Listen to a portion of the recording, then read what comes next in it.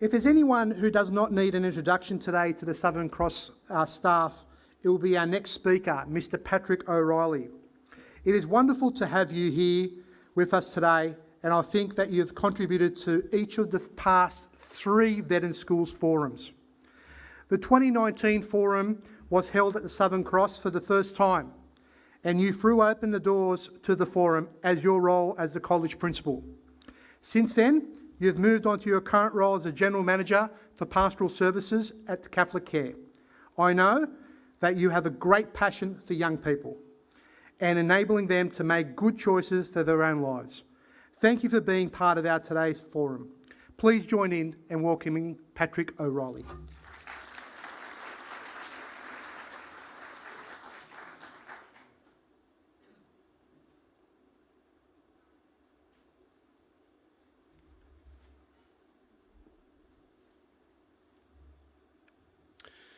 Thank you, Fred and Tony and David, for your introductions and welcome. And I'd like to join colleagues in acknowledging the Gadigal and Wangal people, as has been already, to acknowledge those peoples past, present and emerging, and also to acknowledge that land, seas and skies in Australia have never been ceded. It is a real privilege to be here, and thank you, Fred, for your generous opening to what you had to say and welcoming me. It's great to be here and back here for a range of reasons, to certainly see people, to enjoy fond memories, and also know that if things go pear-shaped, I know where the back entries are. Today I do want to address with you Pathways Through VETIS, as the title for the presentation suggests, and I guess there's 2 senses of that. One, as the title suggests, Pathways Through VETIS, but I also want to spend some time exploring both Pathways and VETIS separately. And it's the first of those 2 that I want to begin with. In 2019-20, I had the great privilege of being invited to join a national panel or review to look into senior secondary pathways. It became known as the Shergold Review, although I think that's somewhat problematic given that Peter has now chaired a number of reviews, and we've heard a couple referenced already this morning. This panel or review took place over 2019-2020, and I'm going to provide you with, if you like, initially just an overview of some of that. Looking to the Future became the title, and Peter in particular was keen that we would lean into this quote here from John Dewey. So John Dewey did a lot more than help us organise libraries. He also, in this quote, got us focused on thinking about the world of young people, and also the future that we need to be engaged in and working with them for that. The purpose of the review, as you can see there on the screen, was thus. And in particular to acknowledge in the context of our day today, 1B and 1C specifically referring to VET.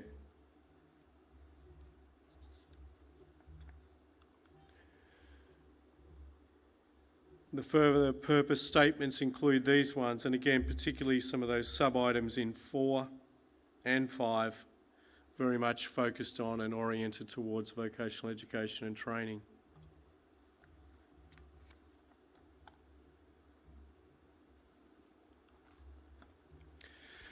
At the time that we were undertaking the review, there were all these other related reviews that were, as it were, past, present and emerging. They were all happening at the same point of time.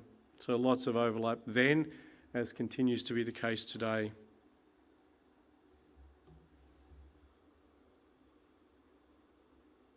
One in particular that I would like to highlight there was the review of the Australian Qualifications Framework.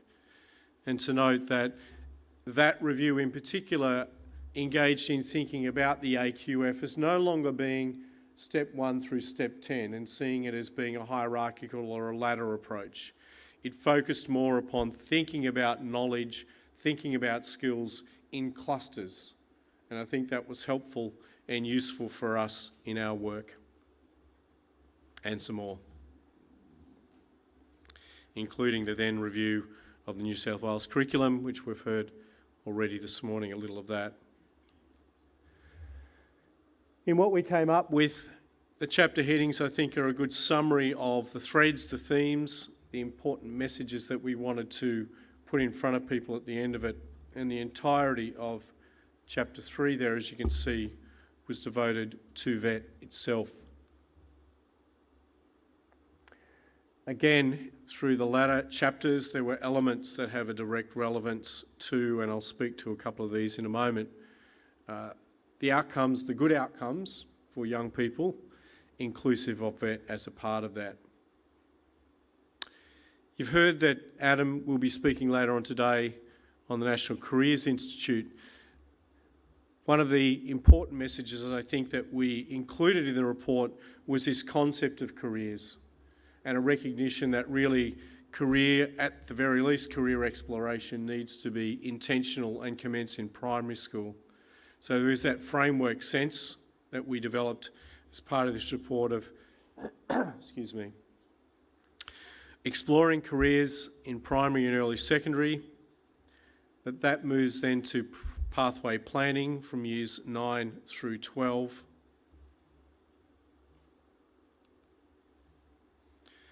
And then post-school and into adulthood and later adulthood, it's all about transition and support. And one of the things in the review report that we focused on was international practice, and in particular recognising what we think was world best practice in Scotland.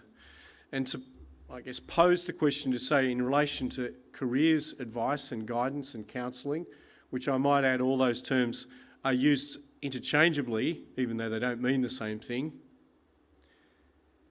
Are we better off thinking about careers not necessarily being located in schools or careers advice, guidance, counselling, and adopting more of the model of Scotland, where they have standalone institutes, standalone entities that provide careers advice for people across the life cycle?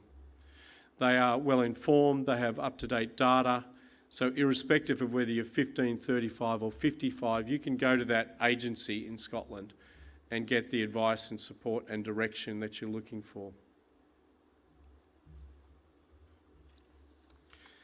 We spent some time in the report and the review focusing on this concept of a learner profile. And some of you will know that there's discussions, as you can see here, that were commissioned mid-2021 by the State and Education Territory Ministers. There's a consultation going on in relation to this. So this is still very much a live conversation. And in essence, the learner profile is all about getting beyond grades and marks.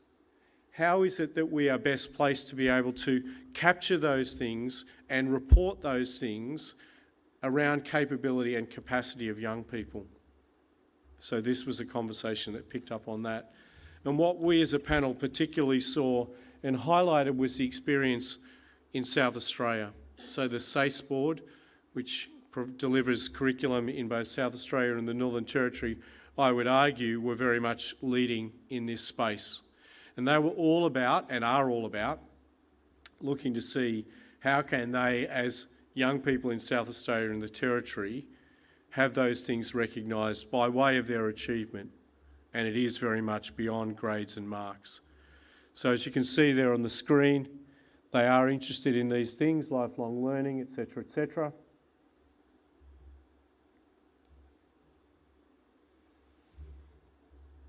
And that their priorities in South Australia and the Territory are around producing, supporting bold leaders, connected qualifications, and thriving learners. So I would recommend, if you're looking for a bit more of a stretch in that space around this whole concept of learner profiles, to look to South Australia. We also saw through the review discussions and work being done on a digital passport. That was being done at both state and federal level. The concept that a young person would leave school and be provided with this digital passport, the digital repository, where all of what they did in school landed in this space, and then all of what they acquire, develop and achieve as they move through life all lands in that same space. Again, a lifelong pathway. And there was this commitment in 2020 from the then Minister Mitchell, and now Minister, then Minister, now Premier Perrottet, to New South Wales going down this path. Still happening? Good to hear.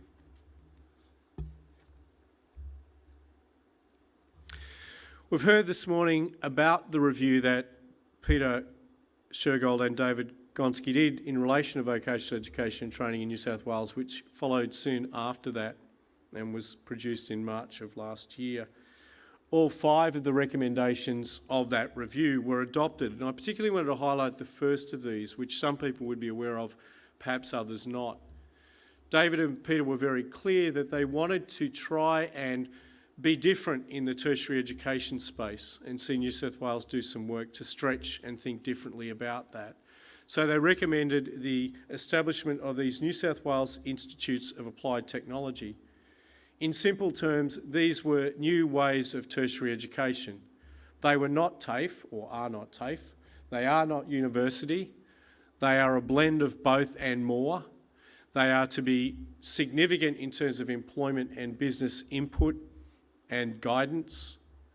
They are to provide multiple entry and exit points for people in terms of their credentials.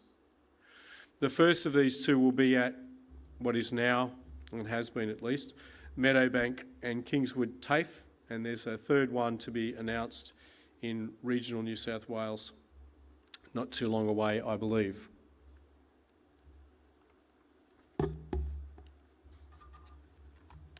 We've already heard from both Fred and David this morning, and all of us would be aware of the Minister's announcement.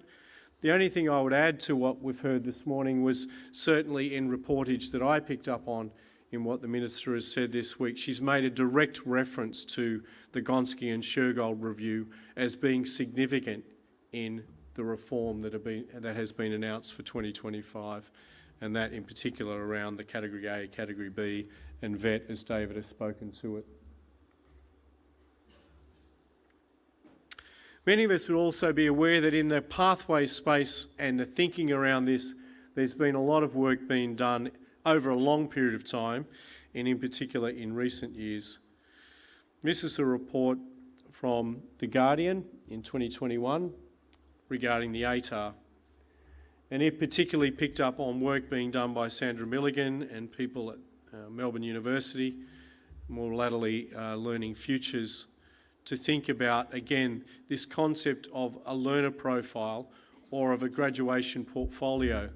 How can we do more to capture the rich range of things that young people can do, can demonstrate on their way out of school?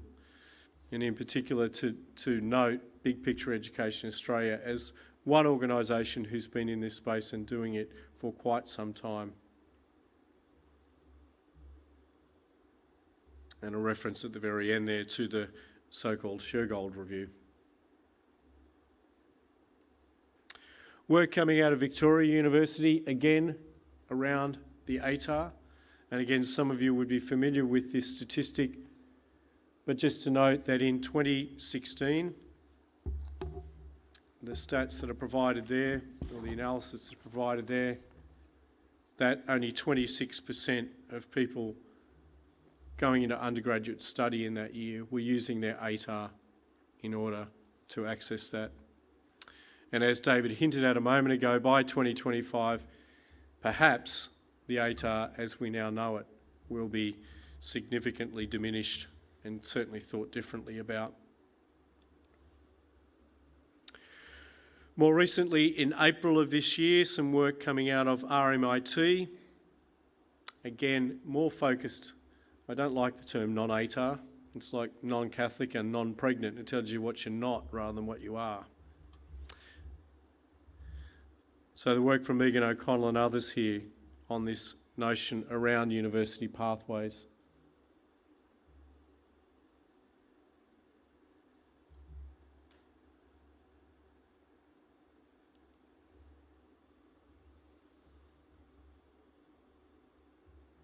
And particularly to note some of those dot points at the bottom of that slide. Findings affirm and add to existing research about pathways and transition. Ideally, all young people finish school with a sense of what they are like and good at, careers they might wish to pursue, and courses and pathways that lead to their chosen destination and an ability to be able to navigate those and multiple versions of them. More specifically, this report, in speaking to educational and educational institutes, came up with these 4 recommendations. And I think in terms of pathways in particular, and I know there'll be lots of people in the room who already do this, to draw attention to the second of those, the possibility, if you're not already, to be using alumni and industry peers to speak to young people, to speak to parents and carers in particular, to try and get those good news stories out to the wider community. Closer to home, I'll reflect for a moment or two now on my experience and our collective experience for those of us who are at Southern Cross together. We did and were fortunate to win a number of state and national training awards as both an entity and individuals, staff and students. The great benefit, again, without stating the obvious of that, was the affirmation that came with that, the validation that comes with that for individuals, the opportunity to reflect upon practice. In putting together these sorts of submissions, you really need to drill down and be prepared to look at what you're doing and what you're not doing, and in the feedback process be able to get further advice on areas for focus. We had a couple of visits from federal review processes, Stephen Joyce more latterly, and the Trade Training Centres in Schools review in 2014 by the then Minister Simon Birmingham. And he noted as Southern Cross being one of the schools that they particularly focused on and highlighted as an example of best practice as being these summary factors. Sorry, jumped too quickly. As being some of the important features and things that they wanted to highlight.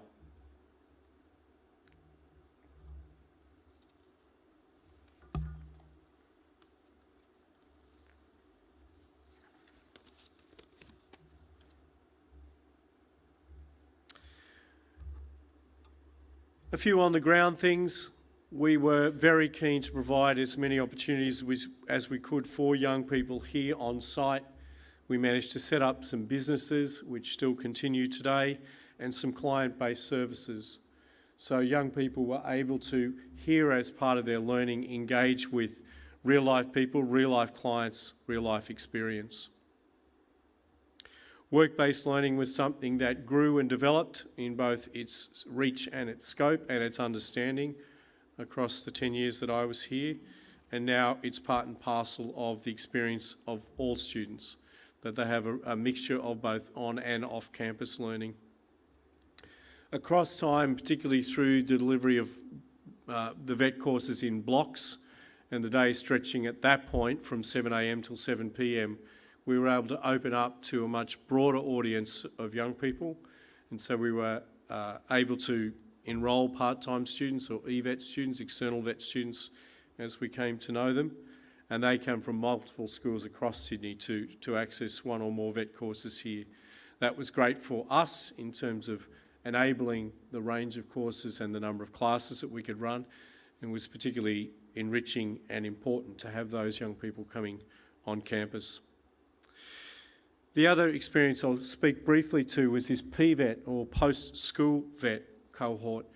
We recognised that there were a group of young people getting to a statement of attainment towards completion of Certificate 3, but not the full Cert 3. And we understood that there was an opportunity there to, in a small range of courses, deliver the full Cert 3 to them, bringing them back on campus after the completion of the HSC exams, and doing an intensive block of learning, blended and online, for them to complete that full Certificate 3. And by doing it after the HSC exams, some of those young people were able to use their Smart and Skilled entitlement to fund the delivery of that.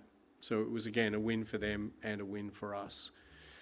It also led to conversations with tertiary providers. At the time, we were able to have a conversation with the University of Notre Dame And for a couple of the course Certificate 3 course completions, they allowed direct entry into the Bachelor of Business program, or direct application into the Bachelor of Business program at the University of Notre Dame, based on that Cert 3 completion.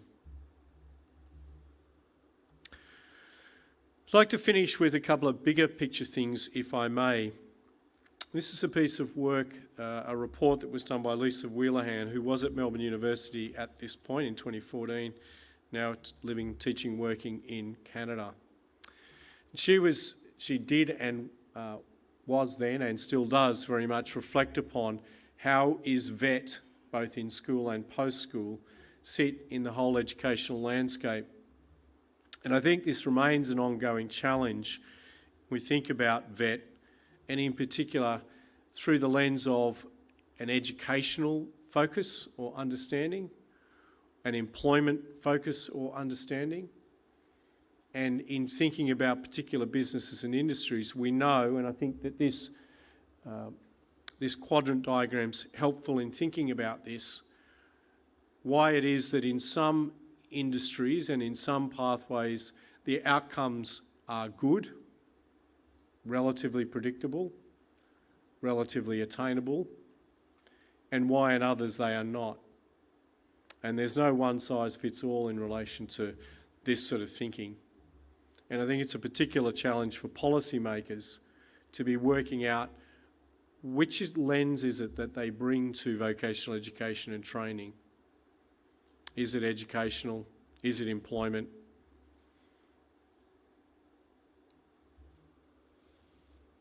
And some of what Wheelahan finishes with in this report. She observes that educational pathways are shaped by the relationship between qualifications and the structure of jobs. She, as I've already noted, notes that the nature and structure of pathways differs between industries, and that the policy implication or implications of that is that having a one-size-fits-all approach won't work. And as many of us know, one size barely fits one, let alone fits all. The other thing that I'll finish on was again featured as part of the report, and that is data.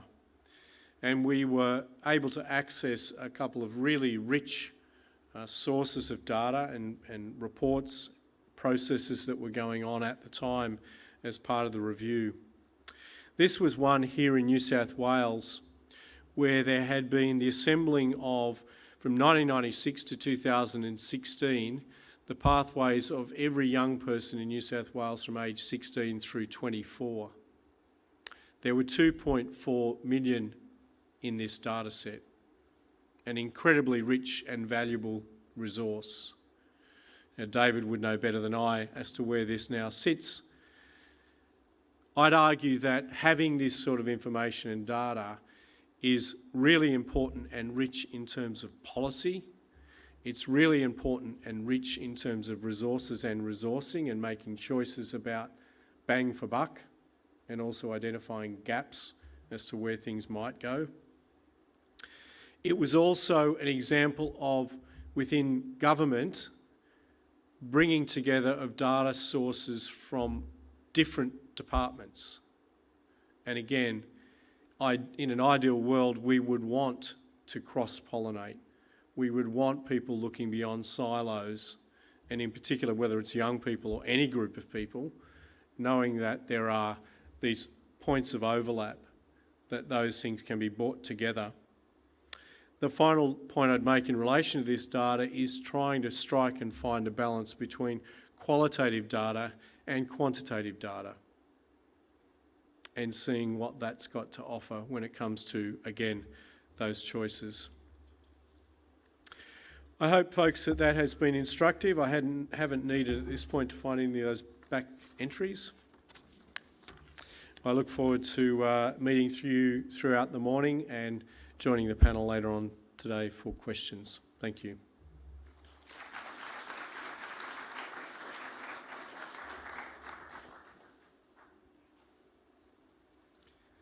Thank you, Patrick. Just if you can just come back to the lectern and accept a small token of our appreciation for for participating once again to the Vet in Schools Forum.